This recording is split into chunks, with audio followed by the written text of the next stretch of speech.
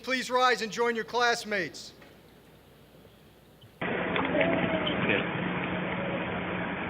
Having been appointed a midshipman in the United States Navy, do you solemnly swear or affirm that you will support and defend the Constitution of the United States against all enemies, foreign and domestic, that you will bear true faith and allegiance to the same, that you take this obligation freely without any mental reservation or purpose of evasion, and that you will well and faithfully discharge the duties of the office of which you are about to enter, so help you God.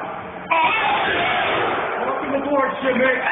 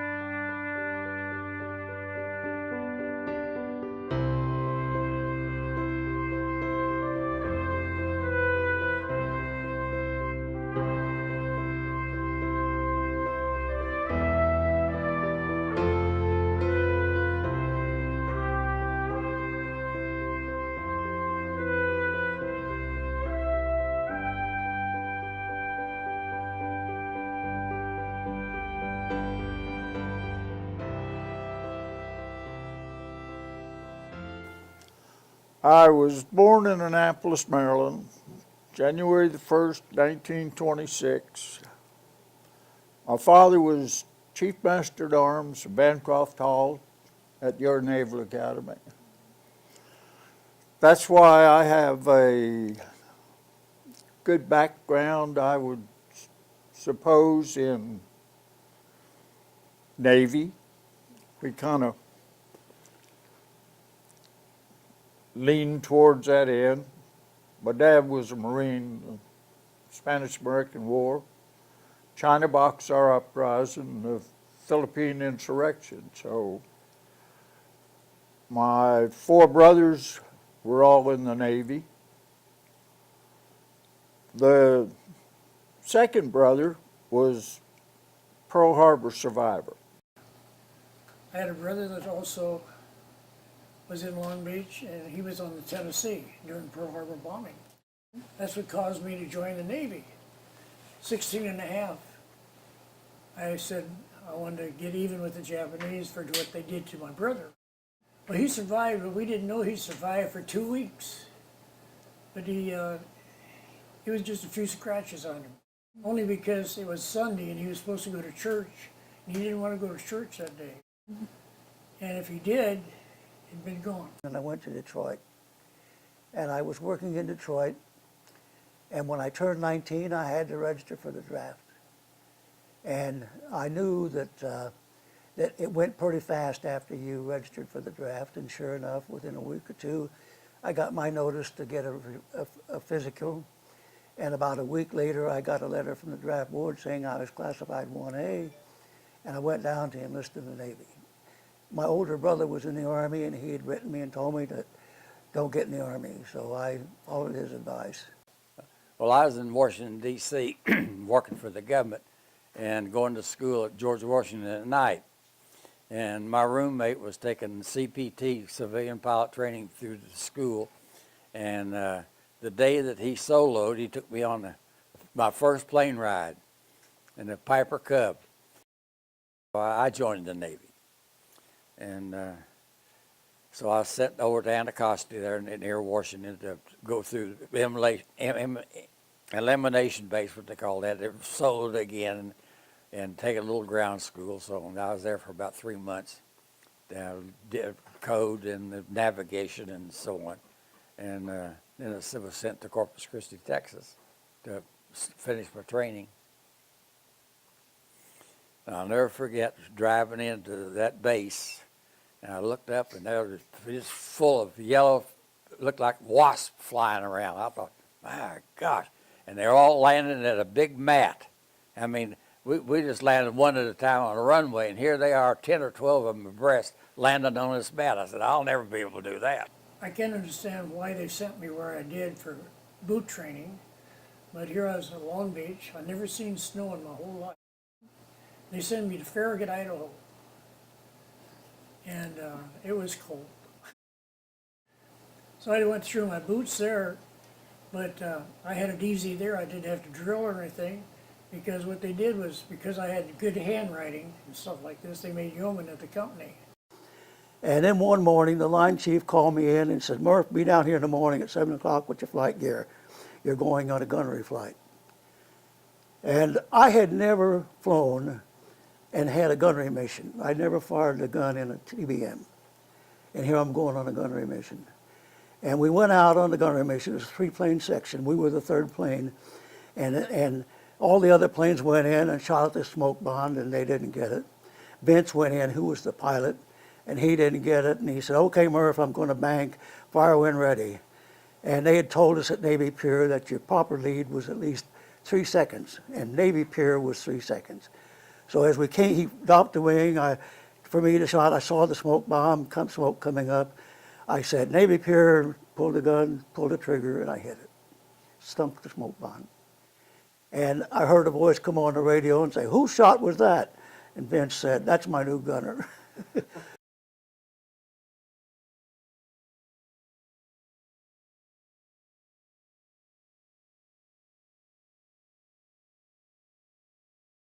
And in order then to pull off this campaign to invade the Philippines, again, it was going to be a major Army operation with Douglas MacArthur in charge.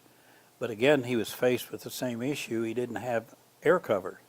So he had to rely on our Navy to provide air cover for that operation. And the decision was reached then for the 7th Fleet to create 3 groups of carriers, which we all know as Taffy 1, 2, and 3. And of the 3, the Taffy III was the farthest north, which was the closest to Japan. So we were out there that evening in formation with the 6 carriers and 7 escorts.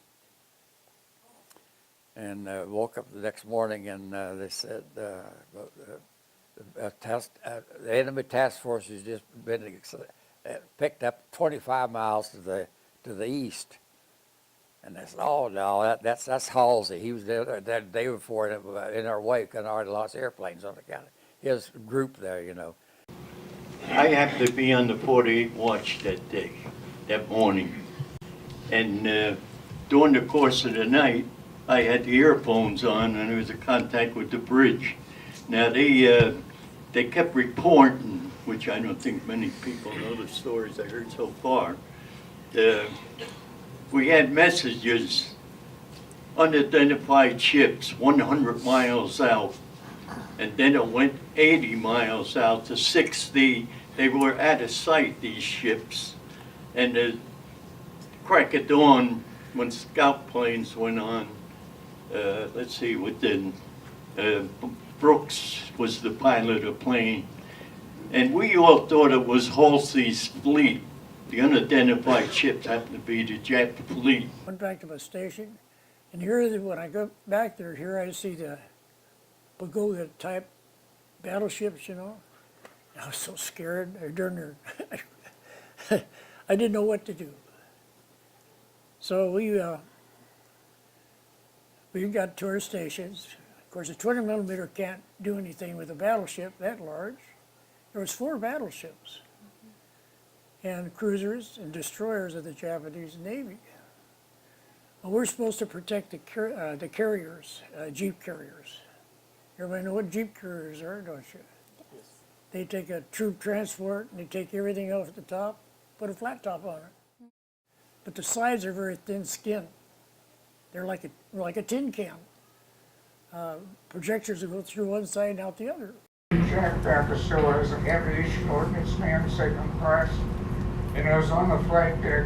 We were getting ready to launch our planes for the morning strikes, and all of a sudden these huge geysers of water were coming up around the carrier behind us, and I said to one of my buddies, I said, gee, they must have dropped some depth charges, because who would think the Japanese fleet was doing that? But anyway, it got real exciting when the captain said, stand by to repel Japanese fleet astern. And that made my hair stand up. And way back about 3,000 yards, a star shell dropped.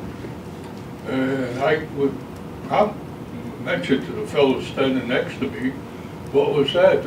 The sub-patrol planes were over on this side, and where did that come from? Then there was another one that was a little closer, and I said, something's going on.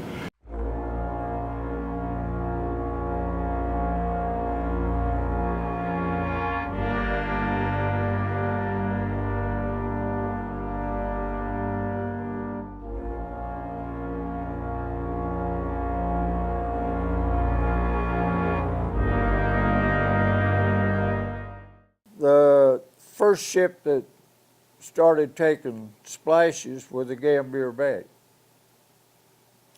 The armor-piercing shells, even the ones that splashed in the water, sent up geysers of different colored water. They used what they call dye marker in the shells so they could correct their aim. They knew which ship fired that salvo so they could correct their aim. But the armor-piercing shells either go through the side of the ship or through the flight deck and right out the bottom and never explode.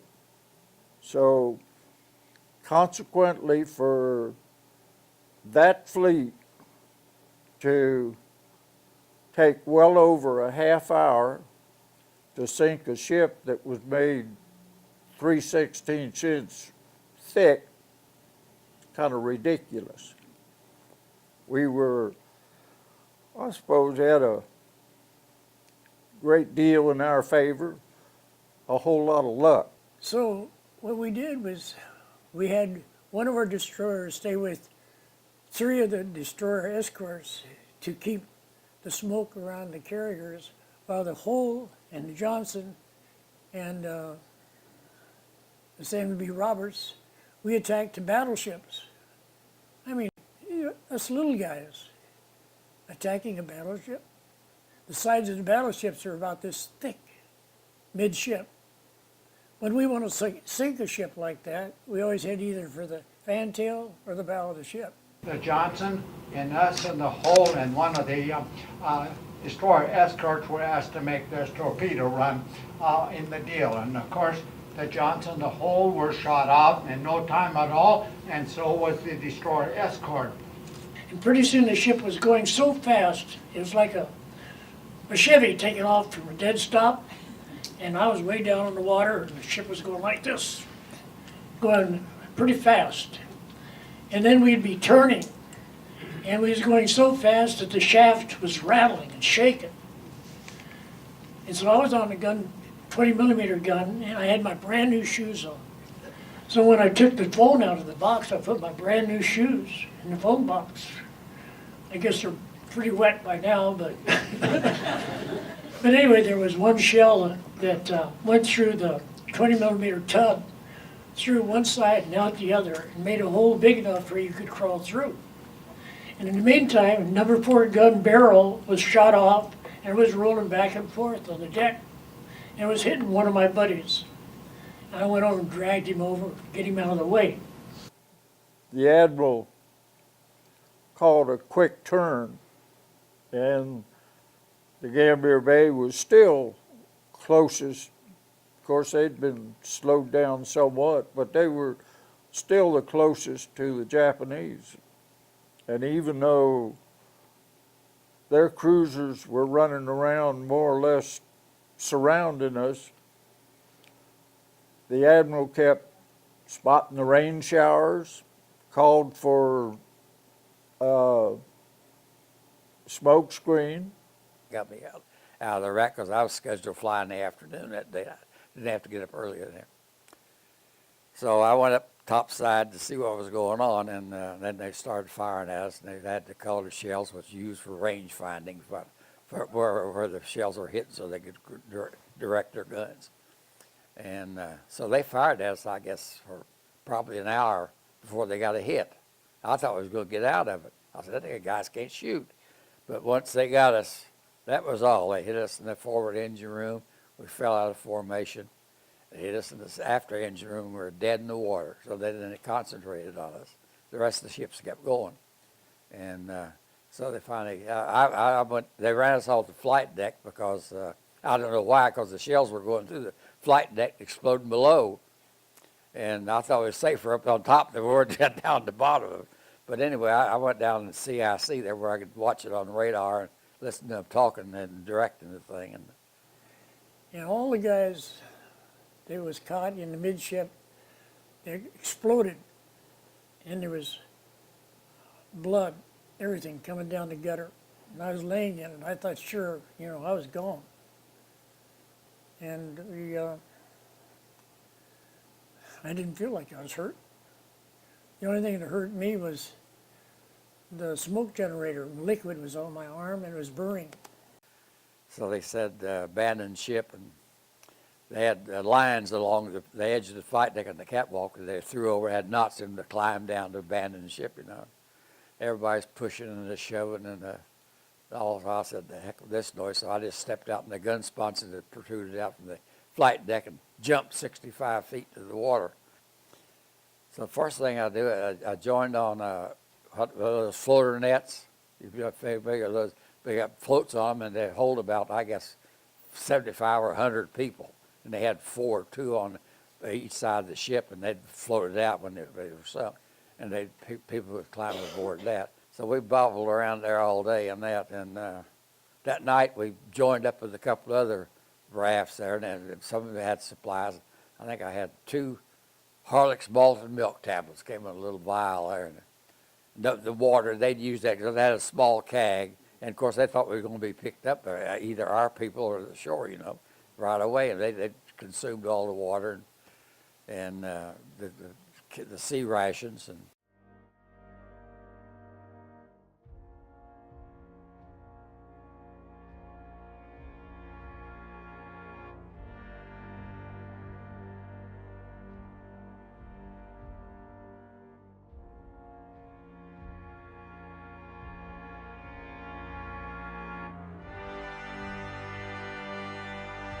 right after noon, we had that kamikaze attack. The first one that was really organized.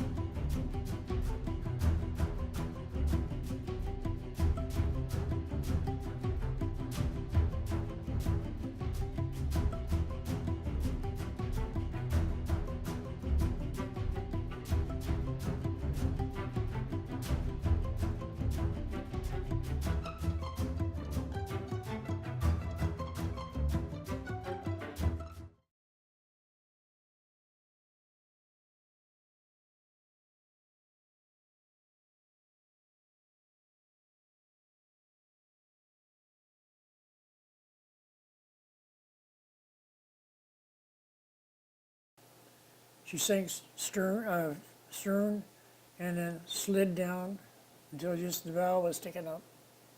It's a sad thing to see. It's like you're home, something going up. And the St. Louis went down, we were kind of close to them. And the USS Dennis picked up 437 survivors. We were, and the group of the ships, in our 13 ships, 5 were sunk. I went out and I saw a guy swimming, not trying to swim out there. He was really dead. He was just bouncing. And so I took his life jacket off and I tied a piece of rope to it. And I went around collecting guys like a trailer, you know, because ever try to save somebody in the water drowning, they'll climb right on top of you. They'll take you down. I knew that because I was a lifeguard. I knew what we had safety devices that we used to carry, the orange thing. And so I went around and collected as many people as I could to bring them back over the rafts to the nets. And then on the second day, about 5 o'clock, well, at the end of the second day, we could see the mountains in the distance, so we knew we were drifting toward the island. So I said, we're going to get out of this. But other guys, they'd been drinking salt water, and they went out of their heads. They're going to swim down to the drugstore and get a Coca-Cola, or going to see their grandmother or something. And you had to watch them. Several were drowned that way. They got away when somebody wasn't watching them. So at about 5 o'clock, 4 o'clock in the morning, we saw lights, and they finally decided to send the ships from the beach out. Some of the landing craft come out and started a sector search. And of course, they didn't know where. They thought the ships would pick us up because we had 13 ships with us, and the ships thought they'd send somebody out, and they didn't know where exactly we sank because we were dead in the water when they took off. So it was a comedy of errors. I mean, we was bobbing along there for 2 days then. And so when we picked up, they sent me, we went into Leyte Gulf. They put me aboard a LST, the landing ship tank, and sent us down to Hollandia in New Guinea to catch a ship to go back to the States. And on the way down, we hit a typhoon. And at the LST, about halfway down the deck, it had a buckling plate in there, and that thing come out of the water and it flapped, bang! And the second night there, I woke up, and all I hear was a creak, a groan, and I had a fan by my head of my bunk there.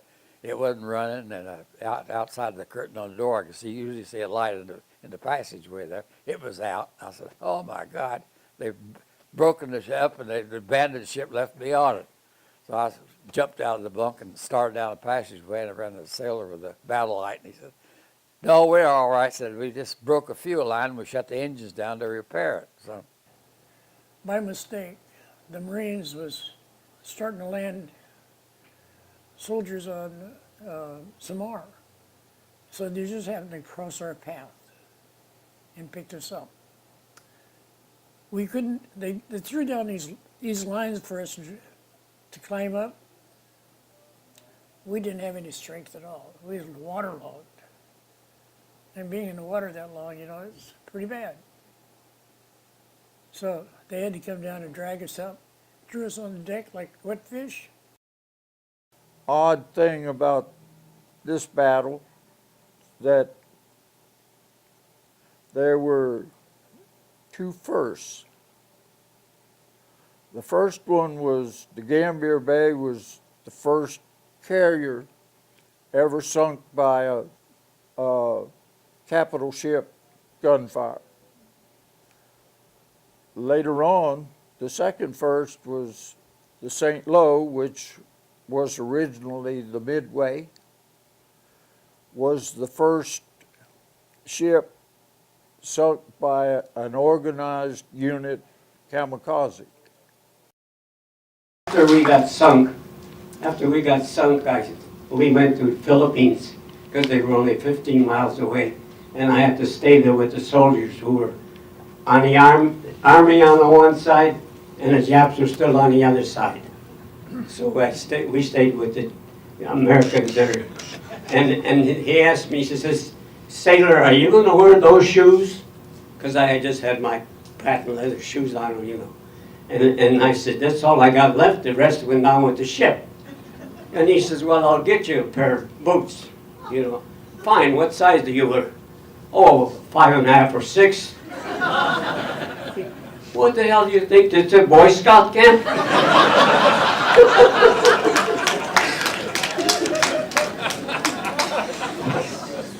But I got a pair of shoes that finally fit a little bit better. I do want to say this. If it wasn't for the destroyers and destroyer escorts and our aircraft pilots, we wouldn't be here today. Yes, I was in here attacking the Japs with our pilots. But it was one of those, we had a job to do, that's what I got to say. And we did our job, really.